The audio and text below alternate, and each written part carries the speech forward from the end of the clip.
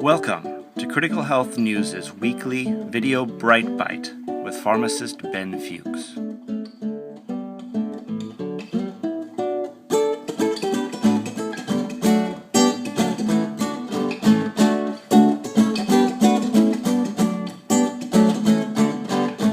So we're going to talk about autoimmunity today.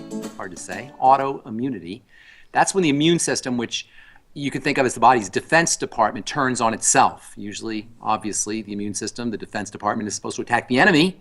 But in autoimmunity, you get friendly fire, and instead of attacking the enemy, it turns its very significant weaponry on itself, on the body itself. There's two types of autoimmune diseases. You have autoimmune diseases that are organ-specific, thyroid autoimmune disease, type 1 diabetes is pancreatic autoimmune disease. You also have systemic autoimmune diseases, and this is autoimmune disease that affects the whole body. Lupus, for example, is an example of a systemic autoimmune disease that affects the whole body. Rheumatoid arthritis is an example of an autoimmune disease that is systemic. People who have autoimmune diseases are sick. Now, that's kind of obvious, but what it means is they're more susceptible to cancer, they're more susceptible to other autoimmune diseases, they tend to have earlier demise than regular folks. If you have an autoimmune disease, you're susceptible to a lot of things that can make your life miserable, in addition to the specific autoimmune issue that you happen to be suffering from. There's lots of things that can trigger an autoimmune disease. Chemicals can trigger it. Parasites can trigger it. Infections can sometimes trigger it. But by far and away, and this should be obvious when you think about it, the most likely suspect when it comes to turning on the autoimmune process is going to be foods. Now, this can be additives in foods. This can be plant-based defense systems that are in foods, things like gluten and other lectins, which we haven't talked about yet, but these are plant molecules that can initiate a defensive response. And it can be the chronic ingestion of food allergens, foods that we don't agree with, foods that cause an allergic response. Because the immune system is basically housed in the digestive system, in the digestive tract, this should always be the first place that you work. Yes, it's true that there are chemicals and toxins, mercury, for example, and food additives perhaps, or infections that can trigger an autoimmune disease, but by far and away, the most likely suspect, the first place you want to work with is going to be food. And this leads us to the 7 basic ways that you want to address an autoimmune problem. First of all, do the elimination diet. What that means is you write down everything you eat, and then you notice which foods trigger either a flare-up in your autoimmune symptomology or that trigger digestive symptoms. Either way, you're dealing with a food that you want to eliminate, and you keep doing this. Thus the name elimination diet. So it's a good idea, by the way, to fast, and I'll get into fasting here in a moment. It's a good idea to hit the reset button, clear the decks, eliminating food that happens to be in the digestive tract. Do a 1 or 2 or 3 day fast. You could do a Swear V cleanse. And then you start writing down everything you eat. Try to eat simply so you know what food is causing what. In other words, if you eat, for example, a peanut butter and jelly sandwich and you react, you're not going to know if it's the bread, you're not going to know if it's the peanut butter, you're not going to know if it's the jelly. You're not going to know what's causing the problem. So instead of a peanut butter and jelly sandwich, just have peanuts. Instead of having a chicken taco, just have a chicken breast. In other words, try to simplify your eating so you can isolate what's causing the problem. And then when you've noticed a problem, either a flare-up in your symptoms or in terms of a digestive problem, that's a food that you want to eliminate. That's called the elimination diet. And that leads us to the second way that you want to reduce immune system symptomology or mitigate the signs or the problems associated with an autoimmune disease, and that is with fasting and caloric restriction. This is a general panacea for all inflammatory health issues, which basically means all degenerative health issues, whether it's an autoimmune disease or whether it's just plain old arthritis. When you reduce your caloric intake, and that means calories, not necessarily nutrients. We're not talking about nutrition. We're talking about calorie restriction, maintaining optimum nutrition. That's called the CRON diet, C-R-O-N, calorie restriction, optimum nutrition. When you reduce your calories, caloric restriction, or ideally do a fast, all inflammatory symptoms will subside. Now, obviously, you have to eat, but when you start eating again, you eat carefully and you watch what kind of foods are triggering a symptomology, and then you eliminate those foods. So fasting is the second thing that you want to do, and caloric restriction is the second thing you want to do if you're dealing with an autoimmune disease, and this can lead you into the elimination diet and food elimination. The third thing is working with digestive juices or digestive chemicals, digestive enzymes, and bile in particular. And there's a lot of reasons for this. For one thing, one of the reasons why the immune system becomes activated in an autoimmune disease is because food particles, undigested food particles, literally leak into the blood through a broken down or a deteriorated digestive lining. Now, lots of reasons why the digestive lining deteriorates, most especially the standard American diet and our malnutrition. But once stuff leaks into the blood, this can initiate an immune response. So in addition to the caloric restriction and food elimination diet, what you can do is you can strengthen the digestive system using, number one, digestive enzymes, especially enzymes that contain proteases, proteolytic enzymes, which is the fancy way of saying protein digesting enzymes. The immune system is triggered largely by protein. So incompletely digested proteins that leak into the blood can turn on the immune response internally. When this happens, the body there'll be an immune response inside the blood, and you'll have immune particles and food particles combining inside the blood. The body will have a tendency to dump those out in various soft tissues of the body. Those soft tissues will then get perceived as the enemy. So if, for example, you eat a food that is not completely digested and you have food particles that are entering into the blood, protein particles that are entering into the blood, and you have this immune response in the blood, and then the immune cells plus the food particles get dumped off into the thyroid. Now the thyroid will look like the enemy, and an immune response will be mounted against the thyroid. The same thing can happen in the pancreas. The same thing can happen in the kidneys. It can happen really in any soft tissues of the body, and that soft tissue, whether it's the thyroid or the pancreas, will now get perceived as the enemy because it's got all of these immune cells and undigested food particles, and you'll get an immune attack on that particular structure. So by using digestive enzymes, just one simple little digestive aid, especially featuring proteolytic enzymes, protein digesting enzymes, these food particles can get broken down more completely, and then when they get into the blood, they'll be less likely to initiate an immune response.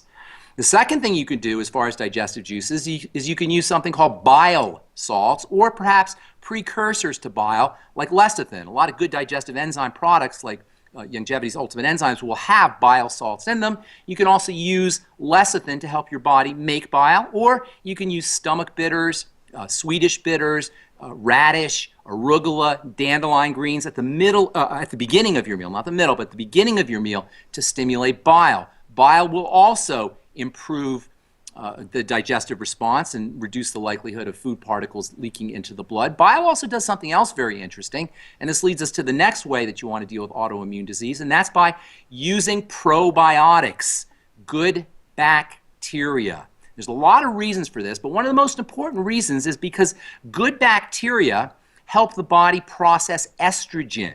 And estrogen is in addition to being a female hormone, is an inflammatory hormone and will exacerbate the immune response. And we know that autoimmune disease tends to affect women. A lot more women get autoimmune disease than men. So there's an estrogen component, but not so much estrogen as it is the breakdown products of estrogen. The bacteria in the gut are responsible for breaking down and helping clear out excess estrogen. When this doesn't happen effectively, derivatives of estrogen, breakdown products of estrogen, which are called catechol-estrogens. They're not really estrogen, but they're more like breakdown products of estrogens, can accumulate, and this can also exacerbate the immune response and the inflammatory response. So by using fermented foods, the Biolumin Nightly Essence, probiotic supplements, things that help support probiotics in the gut, things like vegetable juices, for example, or apple cider vinegar, or fiber. All of these will support the environment for a healthy digestive tract. This can help the body eliminate estrogen and reduce the accumulation of the catechol estrogens. Bile can do the same thing. Bile salts, whether you're taking them exogenously in a supplement, in your digestive enzymes, in your ultimate enzymes, or if you're stimulating the secretion of bile by using arugula or radish or Swedish bitters at the beginning of your meals, that too can improve the elimination of estrogen and reduce the accumulation of so-called catechol estrogens. Another wonderful strategy for autoimmune problems is using gelatin or using type 2 collagen. This can act as a decoy so that immune factors will attack the type 2 collagen or attack the gelatin rather than the connective tissue. This is especially effective if you have rheumatoid arthritis, and type 2 collagen and gelatin have been used to treat rheumatoid arthritis and connective tissue disease, or autoimmune diseases that affect the connective tissue. So in other words, it acts like one of those heat-seeking missiles where they drop off a flare and the heat-seeking missile goes after the flare rather than the airplane, sort of like a decoy. That's kind of how the type 2 collagen and the gelatin will work. Also, your gel caps have type 2 collagen or have gelatin in them, your glucogel caps, and then also bone soup. Bone soup is a wonderful source of liquid collagen. So chicken soup with bones in it, where you make homemade chicken soup. I'm not talking Campbell's chicken soup, but homemade chicken soup where the cartilage dissolves into the liquid. That can also be a nice strategy for reducing the symptoms of autoimmune disease. In fact, that's a great strategy for all immune problems. Then there's nutrition for building the immune system. One of the problems with an autoimmune disease is your immune system is weak, so you have low levels of antigens, of things that stimulate the immune system. The immune system isn't strong enough to totally clear them out, so you get this chronic low-level inflammatory activity, immune activity, because your immune system isn't strong enough. So using nutrients to boost the immune system can be helpful. Essential fatty acids, your ultimate EFAs from longevity, they're a go-to immune-boosting nutritional supplement, especially omega-3s. That's because you can't have inflammation and you can't have anti-inflammation without essential fatty acids. These are the quintessential molecules of inflammation and anti-inflammation. Essential fatty acids initiate the inflammatory process and likewise initiate the anti-inflammatory process. Of course, if you have any problems absorbing your fats or digesting your fats, you're going to want to work on your digestive system. That means bile and digestive enzymes and lecithin, things that help you process fats. Minerals, there are three particular minerals that are important for the immune system: zinc, copper, and selenium. All immune-boosting nutrients. Zinc deficiency, by the way, is extremely common, one of the most common of all nutritional deficiencies. Then there's the vitamins. Vitamin C, probably the poster child for immune vitamins. Vitamin C and vitamin C deficiency is somewhat common. Vitamin A and vitamin D are also very important for boosting the immune system. And vitamin E has got some really interesting anti-inflammatory properties and anti-autoimmune properties as well. Vitamin E is one you absolutely have to supplement with because it's really not found in many foods. And then the B complex is also important for all immune system functions, really for all functions, but especially immune system functions, because the immune system and the cells of the immune system turn over so fast, and the B complex is very important for helping cells develop and mature. The B complex is also your energy vitamins, and the immune system is a very high energy system. A glutamine powder is also wonderful for the immune system. Glutamine is found in whey protein and the Slender FX if you're using longevity products. You can use glutamine powder straight by itself. Glutamine is found in real high protein foods. It's a muscle building amino acid. It's important for brain health, but it is stupendously important for the immune system and also for the digestive system. So it helps protect against leaky gut syndrome, and it also helps support immune health. And then the last strategy, and one of my favorite strategies, just an all-around health strategy, but especially for the immune system, is to use polysaccharides, long-chain sugars. These have a wonderful immune-boosting effect, and they're also anti-autoimmunity. You can get polysaccharides in aloe, in noni.